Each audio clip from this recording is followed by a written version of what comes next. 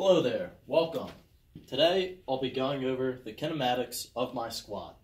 So, the mass that I lifted was 143 kilograms. That is 315 pounds. The distance I roughly traveled going from the top of my squat to the bottom, and thus the bottom back to the top, was roughly around 0.762 meters. Not quite 1 meter. I don't really have a measuring tape for it, but whatever. I had to overcome the force of gravity, which is, the acceleration of gravity, which is 9.8 meters per second, and the length, I should say the moment arm of where the weight is compared to my knee was probably around 0.15 meters. That, again, an estimate, not really sure. And from the video, the whole squat took roughly 3 seconds, and I'm just going to give myself the luxury of saying that I brought the weight up in 1.5 seconds. May have been closer to 2, but who knows. So let's get to this.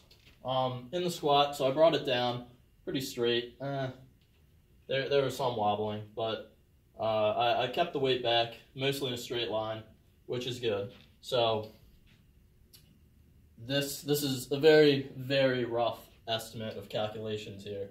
So the velocity at which I moved the weight on the way up, so that will just be the distance moved over the time it took, so the time of the lift.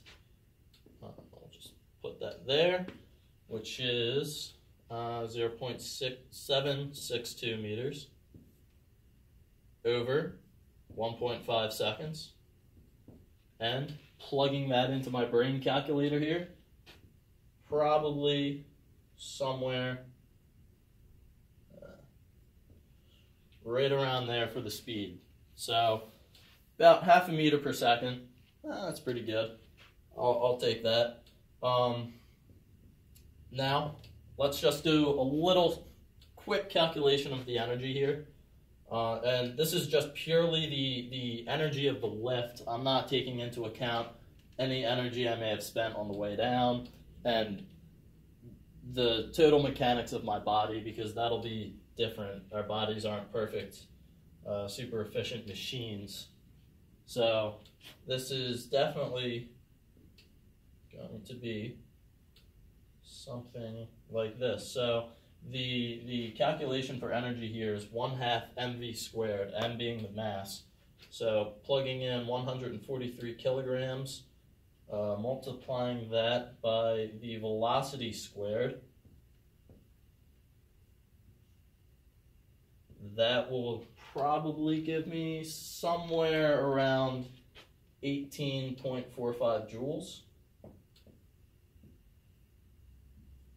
Again, rough estimate.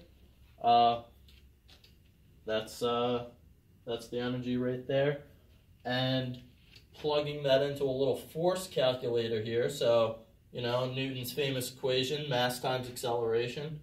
That's just going to simply be 143 kilograms. It's a weird angle to write at, times 9.8 meters per second squared, that being the acceleration of gravity. Now, I obviously had to accelerate it a little bit faster than that to get it off the ground and back up into the air. So the force that I overcame was roughly 1,400 newtons, 1401 to be exact. And then from there, this will allow me to calculate the torque on the knee joint when I was at the bottom there. So this is a rough diagram of my squat.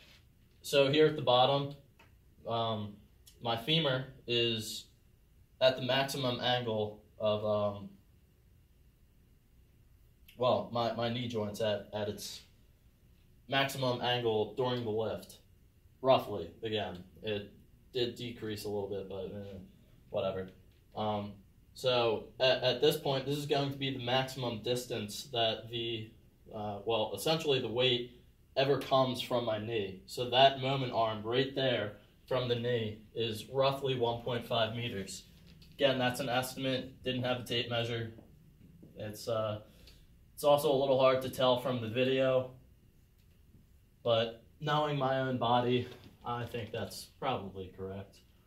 That, by the way, is about 6 inches, half a foot. So half a foot behind my knee, that's pretty decent. So then just plug that in here, and that'll give me roughly 210 Newton meters.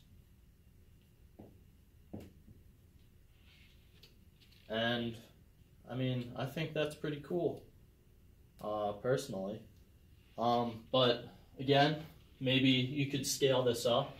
Maybe you could do it for Hathor Bjornsson in the spirit of Game of Thrones coming up this weekend. The distance it probably travels with him, I would say definitely a meter, probably even greater than a meter. So who knows?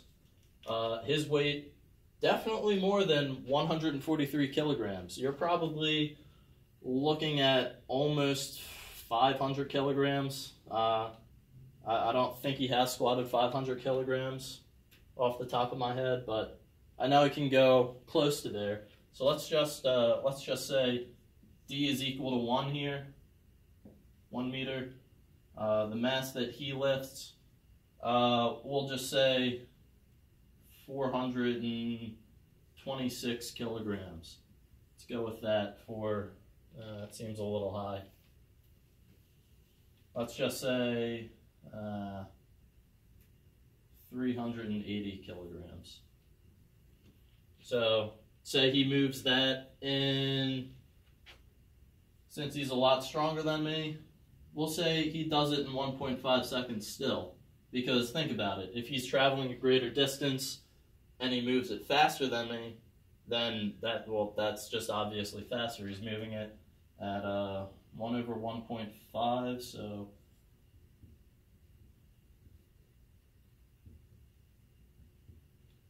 that should be roughly, well, that's a good one there.